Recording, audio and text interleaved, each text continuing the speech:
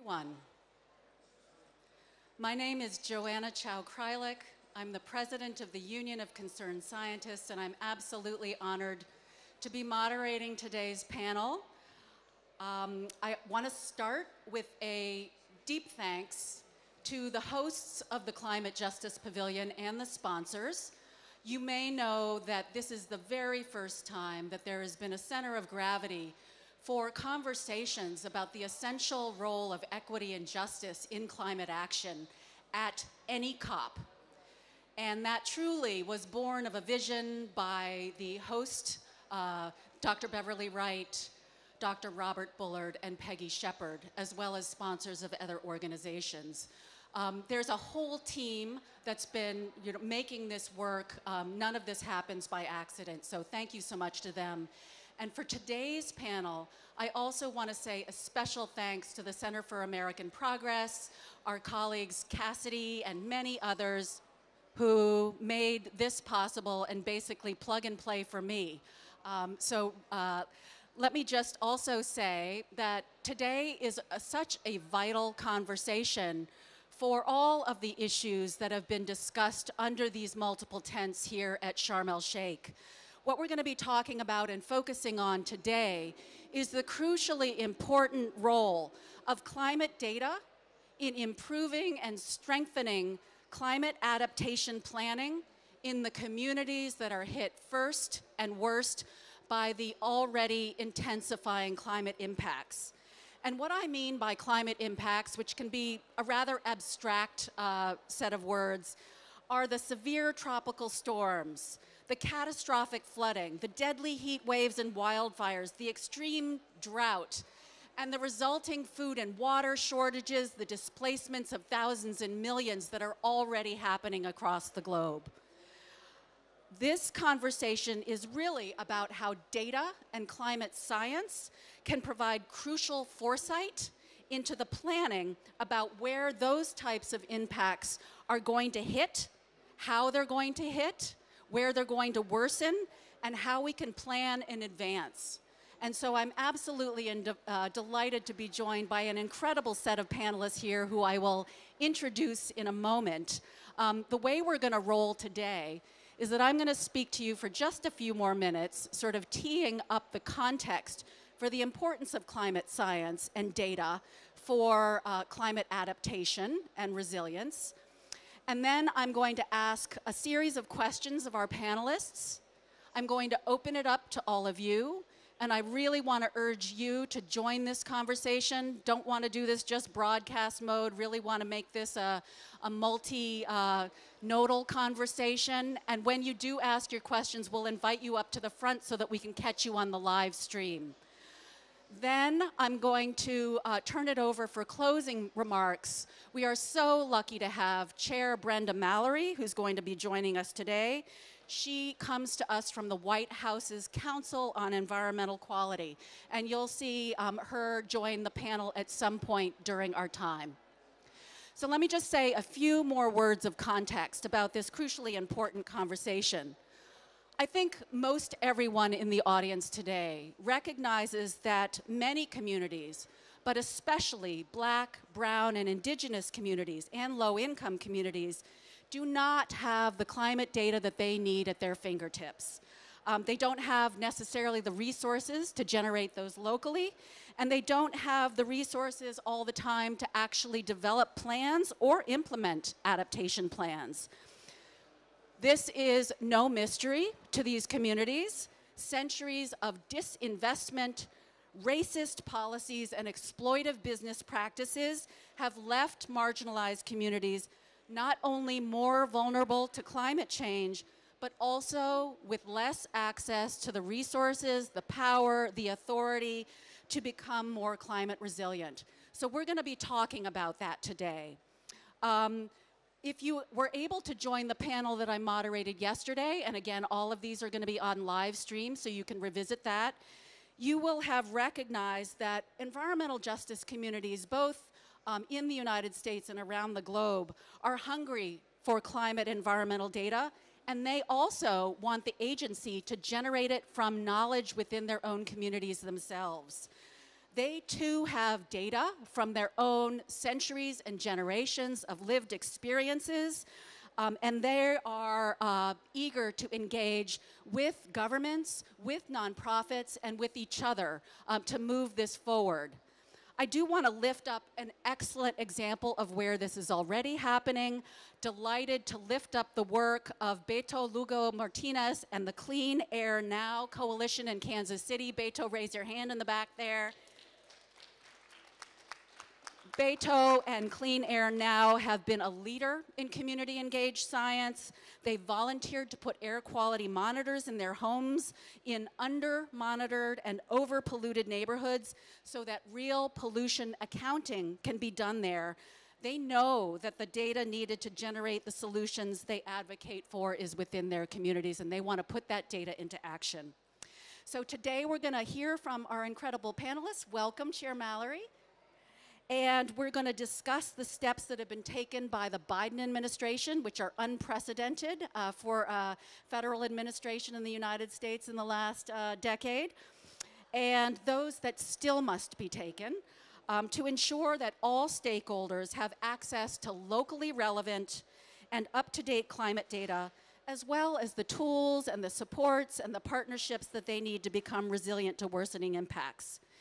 So I am absolutely delighted to introduce to my far right, Chair Brenda Mallory of the White House's Council on Environmental Quality.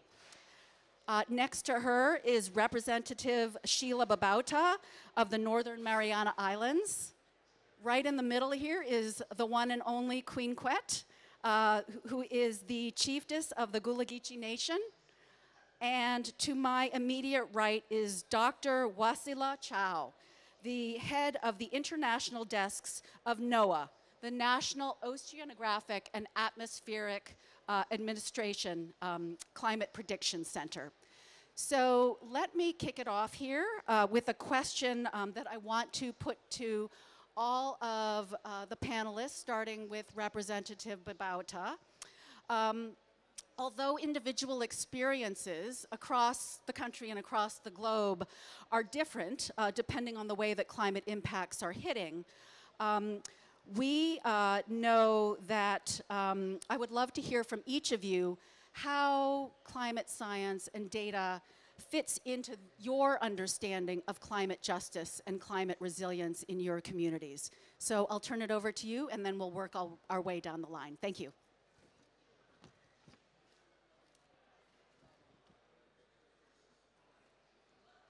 Thank you. Hafaday Tiro, Casalalia Menko. My name is Representative Sheila Jack Babauta. I come from the Northern Mariana Islands. The Mariana Islands are located in the North Pacific Ocean. We are located right next to the Marianas Trench, the deepest point in our world's ocean. And so I'm very happy to be here. I am a representative in the 22nd legislature. I am the youngest and one of 5 women. I also chair the Friends of the Marianas Trench, a local nonprofit organization that really works to bridge the gap with scientific data and traditional indigenous knowledge. And we provide spaces for our youth to engage in this knowledge with our local leaders and our scientists. And we make it a fun place for them because we're really trying to encourage more career paths that really benefit our local community. And so when it comes to accessibility to science and data and incorporating our indigenous leaders and acknowledging their work and their knowledge, it has really brought about many barriers that I myself wasn't aware of. And so, you know, it was really important to us to reach out to our indigenous leaders, build trust with them, and help them in their homes so that they are empowered to participate. Because it really is challenging for them to step out of the home and contribute their time if there's so much chaos happening in the home. Where I come from, in the last 5 years, we have suffered through a variety of several typhoons and 2 super typhoons. So while we are recovering and restoring our economy and our communities, another disaster comes. And so how can we ensure that our traditional leaders are supported and empowered to participate and engage in conversations that nonprofit organizations and local leaders are trying to foster? And so, I'm really glad to be here today. I look forward to hearing from all of our panelists, and thank you so much. Me glad for day with all the Hunter children at the Queen Quet head from the body of the Gullah Geechee Nation as Hunter children yet we were a while ago and things like that. But plenty time, the other rest of people know us and we talk because we crack we teeth like this year. So when it comes down to data, me being a computer scientist, I've always been that person, yes, and a mathematician that translates things. Because I found that early on in life, people were afraid of math. And then, at my age, we ain't gonna talk about what that is, but people would say girls don't go into science. So here I am, where I had been doing algebra at 3 years old. You're not telling me I don't go into it because I'm already into it. Okay, by the time they were saying that, I'm like, I don't know who you're talking about. But now, in my community, everything to me is scientific. Everything that I see in my environment is science. So I'm saying, why isn't anybody else able to make this connection? But it's the same way people say to me, we can't throw them down like this and then go on and take them the other way, so we like Honavita do. So my community says, but who else can code switch like you, Queen Quet, anyway? So that's the thing, is finding that scientific way to code switch has been what I've done with data. Because as a mathematician, I realize we can skew numbers in any direction we want them to go. So the numbers that can be used for data for you can be used by someone as data against you, especially when you're a black community.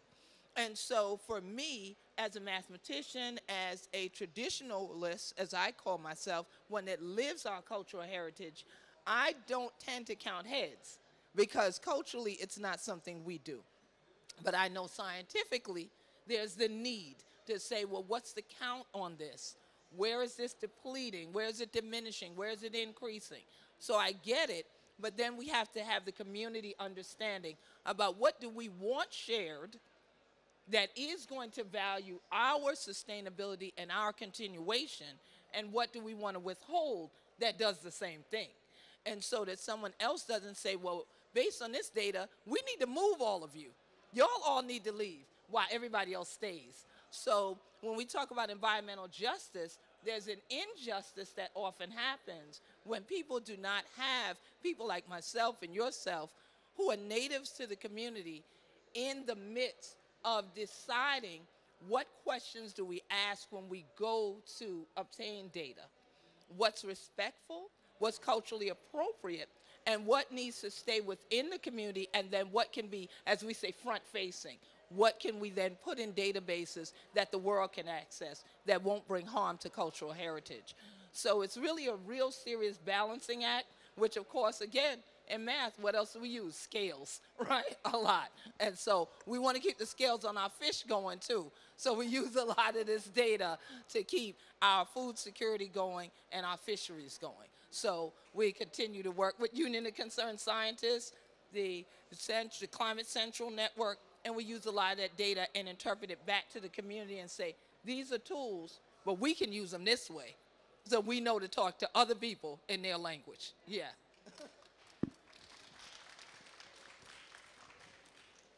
Thank you very much, and thank you for that introduction. And I work for the federal government, and within the federal government, I am fortunate to work for the National Oceanic and Atmospheric Administration, the National Weather Service. So this is extremely important because data generation of climate product is extremely critical when we talk about adaptation and resilience. Without it, we cannot. And we can speak for 30 years. We'll never adapt or be resilient unless we can share data and information. So in our field, we are extremely fortunate to work with the World Meteorological Organization that has set up, since it was established after World War II, a network, a telecommunication network, where all the data generated around the world flows through the system and is accessible to all of the nations. So this data we work with is sparse. So thanks goodness with access to technology and satellite information, now we can integrate that in-situ data with satellite observations and generate products to monitor continuously the evolution of the climate system. So this is how we determine drought, but also we have our forecast models that are also global in nature. So with those forecasts, we can determine the evolution of hazardous condition in the near future. So now, looking at the evolution, the past evolution of climate, understanding the future of the climate, we can integrate that information with vulnerability data to produce impact-based forecast. So that impact-based forecast now, in turn, could be accessible to institutions, to communities, to make informed decisions. And this is happening actually at the international level through interagency agreement, working collaboratively within the government, supporting the foreign mission of the United States, and addressing needs for food security, health security in the developing world. So now, obviously, this is through interagency agreement, international, but definitely that could be applied also to domestic. If you could work collaboratively with local governments, communities, and it also is transferable. The system is transferable, and we're working also toward that. So I think that absolutely, and I would love to really have a conversation with all of my panel members, because under this current administration, there is an initiative that is extremely important and relevant. And in fact, I think that almost 30 years in COP, I think that now we're getting it. When we start talking about early warning system, because without adaptation, without early warning system, we cannot adapt, and we cannot be resilient. So under prepare, the present emergency plan for adaptation and resilience, we have a project where we are going to be trying to advance early warning system, starting from small developing islands, the Caribbean and the Pacific. And then hopefully, as time goes, we can scale it up to other developing nations as well. But I think that there is room here, there is space. What we're trying to do internationally to also do it domestically, working with indigenous and local government. Thank you very much. Thank you so much to all of you. All right, on to some individualized questions, and I want to start with you, Representative Babauta. As an individual, as an elected representative, and also as a resident of a very vulnerable community, can you speak to what you see the federal government could do better to help bridge the gap between climate data, climate communications, and resilience efforts? Thank you. So for some context, the Northern Mariana Islands is a U.S. territory. We are one of 5. We are an unincorporated territory of the United States. We do not vote for president. We do not have a voice in Congress. And one major way that the federal government can really bridge a gap is to simply make time to include us. And so with all of these fancy tools and assessments that are being developed to help communities, the Mariana Islands, Guam, and American Samoa are usually left out of these assessment tools. For example, here at COP27, there is a lot of fanfare around the CMRA, the Climate Mapping for Resilience and Adaptation tool. But when we input information and try to gather data for Garapan Village, it is arguably our most vulnerable village in the island of Saipan, the impact that comes up for sea level rise is 0%. And so in these tools, there will be indicators that show nothing that can help our community. They will include the CNMI, the Mariana Islands, Guam, or American Samoa. They'll have the names there, but when you input some information that you want to gather, the results will come up null and void and have 0%. There's nothing that we can use. And so the federal government and agencies really have two options. They can include, quote unquote, us in these tools and just simply have our names present, with it being ineffective and not useful to any of our researchers or local scientists. And the other option really is to make time to include us.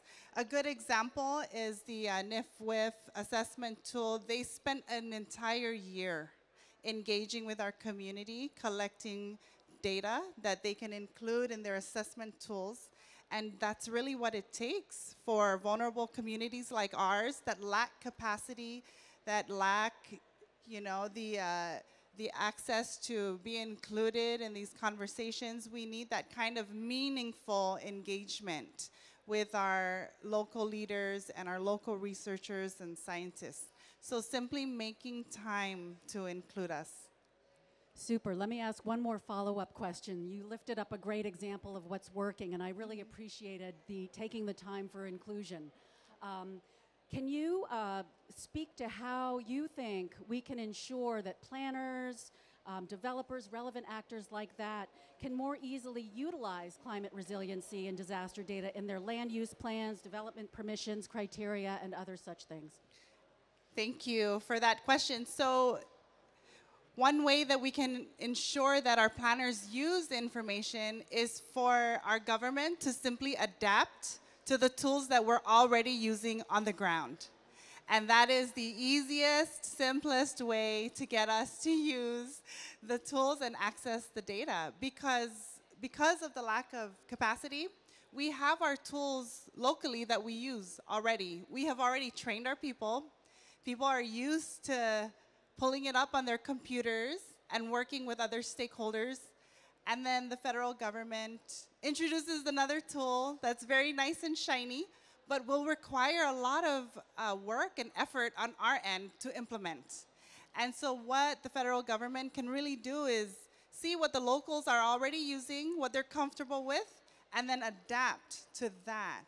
That way, our planners, the people on the ground, can really use the information. They'll have it at their fingertips. So there's a misconception that we don't have access. We actually have access. We have access to the information. What is the issue? It's adapting to the local tools and also having climate translators. Thank you so much. If there's time later, I'll come back to you with another question, but I want to move on now to Queen Quet.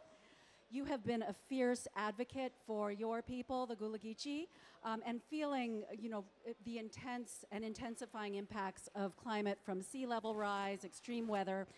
Can you tell us a bit about how your community is adapting to these extreme climate impacts, and how does their traditional knowledge inform actions to build resilience? I think the last question answers the first. It is because we continue to live our traditions. And then I'm very vocal, as you've said, about making sure that people begin to understand us. Not that we have to constantly change and adapt to who they are in the Western world, but have the Western world adapt to how we are on the Sea Islands. And then being able to articulate it, as I said earlier, in different places, different arenas, and different languages. In the scientific world, we speak techno-speak most of the time. So the average person doesn't know what you're talking about. So my thing is, let's put it in language that's more common to people to use. And then I go into scientific conferences and make the same statement. Most scientists will come to me and say, we wish we could do that. We wish we could talk like you to all different people. Teach us how to do it. So now it's a matter of bringing them into our circles, is what I call it. And then doing exactly what you said, is having the scientists engage with our communities in our community way. not the linear way that scientists tend to do, but in a circular way, realizing that everybody that lives the culture is an expert. They don't have to have a PH and a D or a DR, okay? So once we establish that, the circle starts to broaden, and then we can share information in a way that can be utilized on both sides. So the scientists can then interpret it and put it in, package it in ways that only the rest of us who work in scientific fields or in political arenas have to say it in that language, but that our community can use the tool too. So that's why Climate Central's tool has been so critical in terms of our adaptation planning and policies for the Gullah Geechee Nation, because it was easy for us to take to children, and even children could slide the slider, find our community, finally, right? Because we were like you before, like the Sea Islands don't exist, y'all don't know we exist in the United States. Yes, we do, and you need to include us, but include us in a way that's valuable to us. So we can use the tools to inform you of what we want, not you come tell us what you think is best for us. And so as a computer scientist, I am always a person that can't stand the federal tools because they're not modern enough. They tend to be antiquated by the time they catch up. We're using something else, and it's not in the style of what the average person's using now, especially young people. So I would want, as you said, for government agencies in the U.S. to adapt more, become more like the social media, and then you'll have more people engaging, and they actually can be part of your citizen science, and that will inform more of what you do. So we use all of the tools in the box in the Gullah Geechee Nation, but we always center our cultural community, and we don't allow anybody to move us from our center. Fantastic. Queen Quet, I do want to ask you a real talk question about science and racism. Oh, yes. And for those of you who were with me yesterday, this was an issue that was surfaced by Dr. Adrienne Hollis. You know, I think when you talk about science more generally, there are many people who think that it's sort of either benign or inherently positive. But one of the things that we've had to face at the Union of Concerned Scientists is we've stepped forward into really working and partnering in really meaningful ways with frontline communities, is really recognizing the history of the way that science has been deployed as a tool of exploitation and manipulation. Could you speak to that and how you see from a glass half full perspective as ways we can avoid that trend and really embrace science for its truly public serving ends? Oh, I love that. Science for its public serving ends. That would be a beautiful thing, because sometimes it's serving the public, but what sector of the public is it serving? So I will use my home county as an example, Beaufort County, South Carolina. If I mention Beaufort to most people in the world, I've never heard that. And I said, have you heard of Paris Island?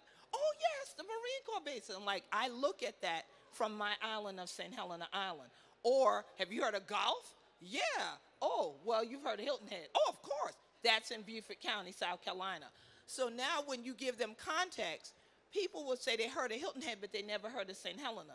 And why? Because statistically, the people who moved there and displaced the natives, they fill out census forms. The natives don't tend to fill out census forms because why? There is a historical reason we don't trust why is the government counting us. So in walks that legacy of racism. In walks that legacy of what is it that you're going to do to me now if I talk to you. So therefore you can't get, quote, accurate numbers about us. So what happens is Beaufort County looks like it's one of the richest counties in South Carolina when that's being driven by one sea island. Beaufort County is a chain of sea islands. Now, if you come in and do statistical measures about St. Helena, they then say, oh, that community is largely black, it's predominantly black, but they're at the poverty line or below it. Now, that tool gets used against us because the government will say, that means affordable housing. We already live in our houses that we afford because we could pay for them out of our pockets and we built them, or our ancestors did.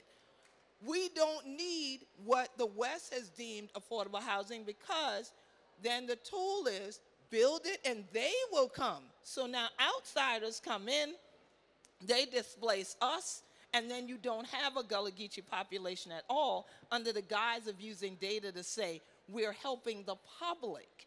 That is not how you do that. What you do is you come in to the communities that already exist, have an open and honest, and y'all love the word transparent, conversation, and say, well, what has been the legacy here? What is the history here?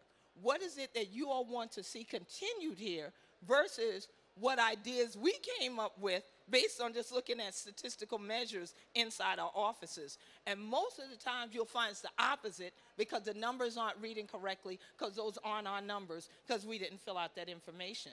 So now it's a matter of challenging that and saying, you all have not counted us in and we won't be counted out. So we have to engage in these dialogues when you have these public hearings and you have these things you're planning. We have to ensure that you have also interpreted what our statements have been correctly and not turn them around in a way that you think is the way that we were saying what we were saying. So it's critical that we continue to engage in dialogue and not sit just at our computers and our phones and think we're getting it right. Wonderful. You really bring that alive. Thank you. Dr. Chow, I want to pick up on a really interesting point you made at the end of your introduction, which was on the topic of how we address the need for creating more through lines or connectiveness in data sharing and accessibility between the U.S. and the international level. Can you speak to how, as the head of the international desks at NOAA, how the Climate Prediction Center is addressing the need for data sharing and accessibility across those boundaries? Yeah, thank you again for that question. I think that it's through really through interagency agreement that we're working. I mean, we're working primarily within a framework within the government that engage different components of the government, USAID and USGS and USDA. And we work collaboratively with these organizations to monitor the climate data, to create hazards, to determine where the hazards might be occurring, and how do we integrate that with livelihood data to inform decision on environmental security, whether it is in food security or in health security. So, but I wanted to pick up on where she talked about the climate mapping for resilience and adaptation, because that's really actually the way forward, not only for projections, but also for actually present day climate variability. And how do we really cope with extreme events that are occurring year after year and after year. So the climate mapping and adaptation is really a new tool, and I think that there is opportunity there for growth. And right now it contains much information at within the 48 states, continental United States, in terms of flooding, inland flooding, wildfire, drought, coastal inundation. And it's an interactive tool where you can really get information that can help you plan for your adaptation projects. But I think that this is where really Prepare might be helpful, this initiative that I have talked about earlier, where we can work really focusing on small island developing states, you know, and I know that you're a U.S. territory, but I think that the fact that the administration has prioritized small island developing states provide an opportunity to focus in those regions that have been left behind for a long time, involve communities to address, I would say that actually use this interactive tool, but adapt it to local conditions so that you can access that information that you have talked about. And I think that is the way forward. Thank you. Wonderful. I really appreciate sort of the in-depth conversation we're starting to get into around the climate mapping for resilience and adaptation portal that you, Representative Babauta, and you, Dr. Chow, have mentioned. And just for those of you in the audience, this was a very exciting launch of this tool that was really a collaboration by NOAA, by the White House Council on Environmental Quality, and the White House Office of Science and Technology Policy, the OSTP. So I really appreciate the foresight to develop that tool, and I've already heard some ways to make that even better and get sort of more traction and torque there. I want to ask you a question before I turn to one final question to all of you. What other emerging ideas, collaborations, interagency or otherwise, are you particularly excited about or have your eye on that you might want to share with this group? Yeah, I'm very happy for that question because for a long time we have worked on the food security early warning, and we know how to do that. Working collaboratively is through interagency agreement. But we are actually now expanding that into a new frontier that is health, which actually we hardly can hear or read the word health in this COP. But it is extremely important because under global warming, extreme events, we are seeing more and more outbreaks of infectious diseases, and we're also seeing extreme heat wave, excessive heat, and people are dying from the heat even in the United States. So it is something that we're addressing now, and again, thanks to the current administration and President Biden's vision with PREPARE, we are trying to expand on that and focusing on heat health, early warning, and we already have some pilot projects where we're demonstrating that it can work, working again collaboratively, because when we talk about early warning system, it's multidisciplinary. It's not easy. You have to bring in several agencies, you have to involve local communities, but you have to bring in different expertise to be able to integrate the weather, climate information with the vulnerability data in order to have impact-based forecast that you can utilize at community level. So that's really I'm very excited about that. And in fact, I have been here with the Nova administrator, and he has talked about it at length at interview. And I think that this is really the direction. Thank you very much. Wonderful. And I'm so excited to hear about those forefront ideas. And I'm very eager to talk to you because at the Union of Concerned Scientists, we too are developing modeling tools, public goods, really, available to anybody. Our report on underwater, our ocean acidification, our tools on drought mapping, all with a significant U.S. focus, so there might be a collaboration there. All right, so last question to all the panelists. I'd love, again, to make this as useful to our audience as possible. Could you share your top one or two, in a sentence, no more?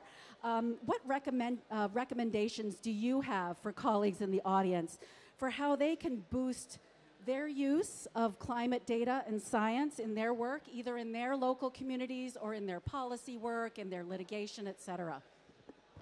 Thank you, Joanna. I would say and really emphasize the message that trust is everything. Build trust with the local community. Find the experts and the indigenous knowledge keepers and build trust. Because at the end of the day, because we have experienced many traumatic events over 500 years of colonialism, we have increased militarization, we have rising sea levels, we have plastic pollution, we have greenwashing and false solutions. Indigenous communities really want to find people to work with who they trust.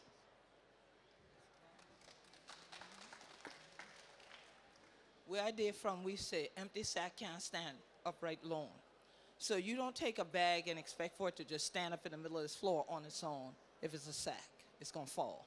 So you have to have everybody hold the edges if you have a lot to put in, and even if there are things in the depth of it that you want to draw out.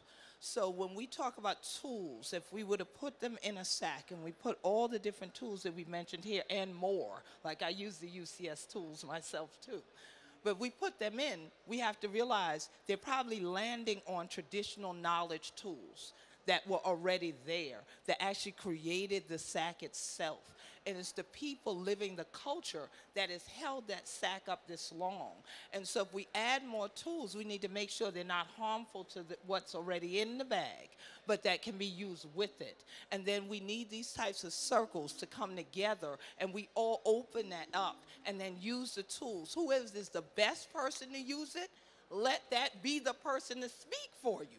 Don't say because this is a child or this is a woman or this is somebody, I don't like you because I went to school with you. That's not what we need to do.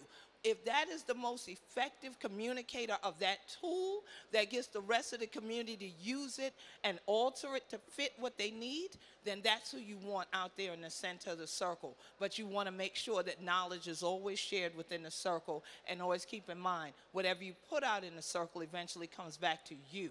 So if you want it to be healthy, you want it to be healing, that's what you will use the tools for. They can either be a sword or they can be a scalpel. So are you delicately removing or are you trying to kill? So the determination is always up to us, what we reach in the sack and put in, what we reach in the sack and pull out, and how we can share it with one another. Thank you, thank you. Thank you. Really, I have been in 4 COPs, and the last one I attended was in Lima, COP 20.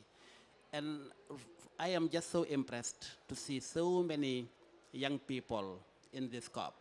And actually, looking at this audience here, many young people here in this audience. So I think that this is really the way forward in the future, and I hope that you're going to be engaged in this great initiative of, for adaptation and resilience, because you're the future. So I think that by getting engaged and also spreading the word, being engaged with communities, trying to find the information, advocate, challenge your government, our federal government, all community organizations, bring us to work together to make sure that information is accessible. And I think that that is the key. Thank you. Wonderful.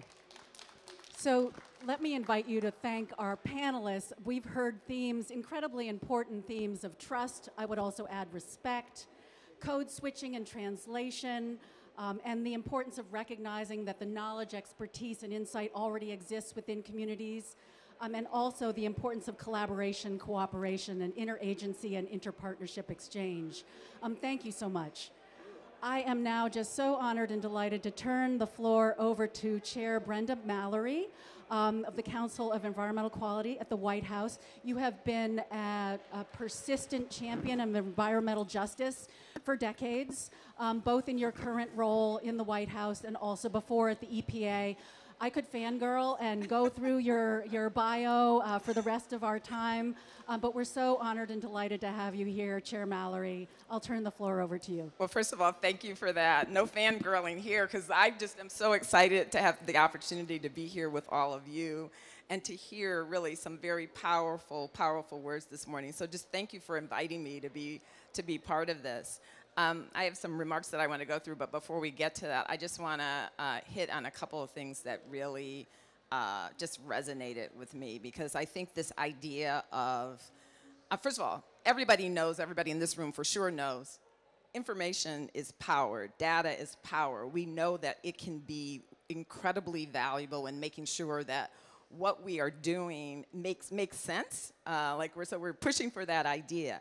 But the conversation here about just what it means to really try to get the right data and how you have to get it, I mean, that is our challenge, right? Because as you said, you know, I literally can't walk into your community and have people feel comfortable trying to share in the way that's necessary. And the result is, even as we, in particular at the Council on Environmental Quality, where we are, I'm going to talk about a data tool that we're working on, even as we're doing that, like, we know how hard it is, number one, to get national data sets, but number two, that even the data sets that exist, they're not exactly right. So like, we are, you know, constantly thinking about this as an evolving, a continuing process that we have to work on. But the importance of having the translator, to having people who can connect, is just so critical. And so I think I always think of these things as in steps, right? Like, you know, we're stepwise moving in the right direction, but we have to help people understand that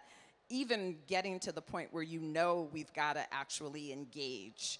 You got to figure out what engage means, even when you're at the point that you know that it's important for us to have data on the islands, on the communities in the islands. You have to know how to go get that data, right? Like, so there's just many, many steps along the way, and I try to remind people, don't lose hope because we're not at a perfect place if we can all continue to push, but we got to keep pushing. So thank you for having me here. Let me just run through my remarks, because I did have a few things that we wanted to make sure that audience heard about some of the work that we're doing.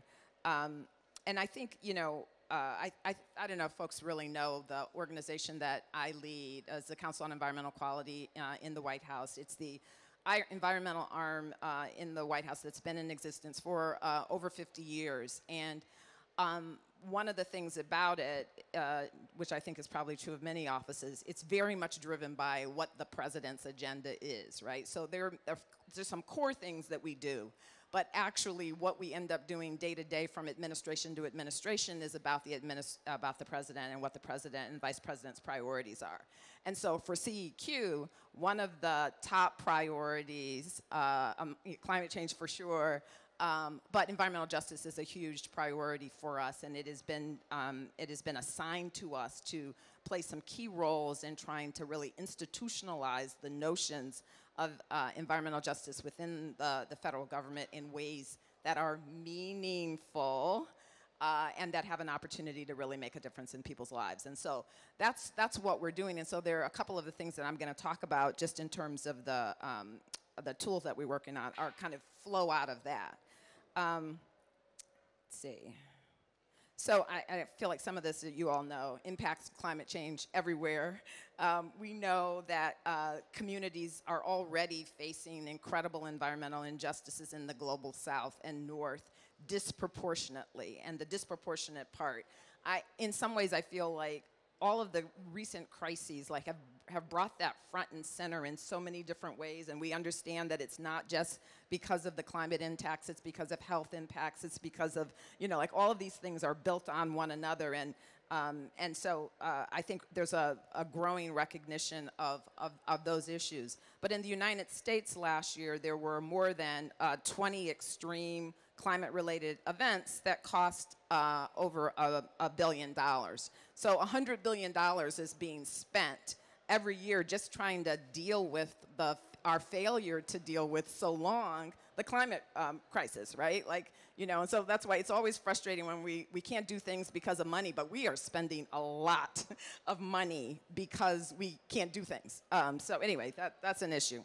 And it's not just the monetary price tag that we can measure, because when you go out and you talk to communities, and I think one of you said this, that it's repeat. It's like the psychic impact on people when you are in a repeat way continuing to experience these extreme events. And in fact, you're not even finished dealing with the impacts of the last one, and the next one is coming. And just like I just have had several opportunities to actually meet with people who talk about that, that what that has done to their just sort of sense of security, right? And, that's huge. And so I think, from the beginning, President Biden and Vice President Harris have been very focused on our need as a federal government to be a significant driver around more equitable policies and outcomes. And that's what CEQ is about.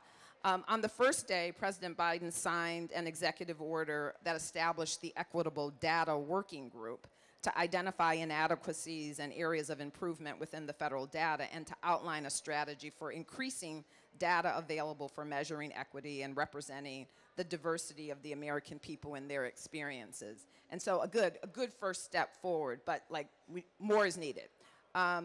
So one example is, as we're working towards the disproportionate impact of climate change and public health, from community clinics and hospitals, national surveys, or Medicare and Medicaid, but they're often inoperable or not sufficiently kind of integrated or disaggregated so that it's useful. Like, we just don't have the data that is appearing in the way that it's necessary. And in particular, as you start to try to break down according to race or ethnicity or gender or disability, like, a lot of that is lost. And we know it's important, right? If we understood that better, I would like to believe, that we would act better because that, the message is so clear. But I'm proud of the work that we have started over the 2 years and of the administration's, really seeking to try to identify and address some of the barriers that the equitable data collection and inequitable data collection has sort of caused over time. So the tool that we developed, the Climate and Economic Justice Screening Tool, which we call CJEST, we put out a beta or draft version of it earlier in the year in February, and we're moving towards a final as fast as we can. But it's meant to be kind of a publicly available, nationally consistent set of, data set that will help identify disadvantaged communities across the United States and U.S. territories who've been marginalized by society, overburdened by pollution. But your point about what the data looks like, when in our first draft, when we looked at the U.S. territories, like, we knew we just didn't have any data that was really decent, right?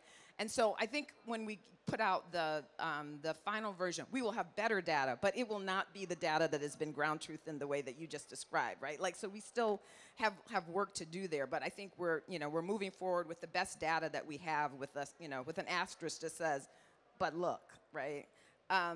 The tool's data sets are indicators of burdens related to climate change, environment, health, and economic opportunity that disadvantaged communities face. And so, one of the president's initiatives was the Justice 40 initiative, which has a commitment from the government to basically direct 40% of the overall benefits of our activities in climate and clean energy and affordable housing in the direction of disadvantaged communities. And so this tool is designed to help identify who those communities are. And so the integration of that with the new climate mapping tool for resilience and adaptation is also like an avenue where we're trying to come from different sources and to have there be a layer, a data layer in CJEST that is picking up on the information that is being developed in the mapping tool, and again, making more important that whatever your base data is, that it's right, because that is true of the government in general. If we get a good set, we're going to be using it in a lot of different paces, and so really important to make sure that that set is is solid.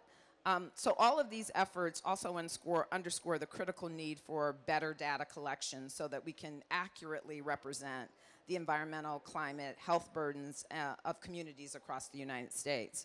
The Biden-Harris administration has also taken critical steps to address the challenge of climate change. And with the passage of the bipartisan infrastructure law and the Inflation Reduction Act, we're investing historic levels of funding in climate resilience. Really, I think for the first time, having the opportunity to try to advance the really ambitious agenda that the president has, and we have some money to do it. Do we have all of the money we need? No, let's not fool ourselves on that. But we have more money than we've ever had to try to devote to these issues and these areas, and so I think that's a really important element. $50 billion is to help communities bolster their protections from extreme weather. And it's also the largest climate resilience investment in U.S. history that will have impacts that will be felt and seen in many communities. Number of other specific programs, I'm not sure it's helpful at this point to go through all of these, but the main point being that we're trying to create programs that will help deal with the adaptation crisis that we're facing, right? Like we know, as you were talking about early warning, yes, we have to do early warning because we didn't actually figure out how to not have to do early warning. Like, so we're here now. So now how do we help people live under these circumstances at the same time that we are prioritizing the decarbonization, at the same time that we're trying to move in a direction that will have our climate less adversely affected than it could be if we don't act, right? Let's see. As we're making the landmark investments in nature-based resilient solutions like urban forestry and the restoration of wetlands, you know, we're also trying to ensure that our policies are really building and rebuilding sort of stronger for the storms to come. And I loved your point about, you know, people wanting everybody to move, like, and what that means culturally.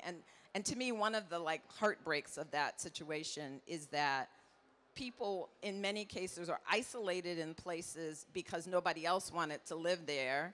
Now that the climate crisis is hitting those people first, the answer can often be, well, then they have to move. So like double whammy disruption on communities who now have built roots in ways that are so significant. And so to me, that is one of the tough challenges that we have in front of us that we're needing to deal with.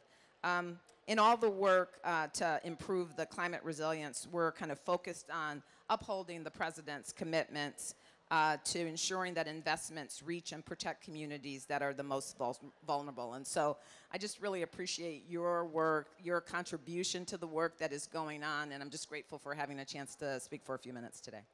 Wonderful. Thank you, Chair Mallory.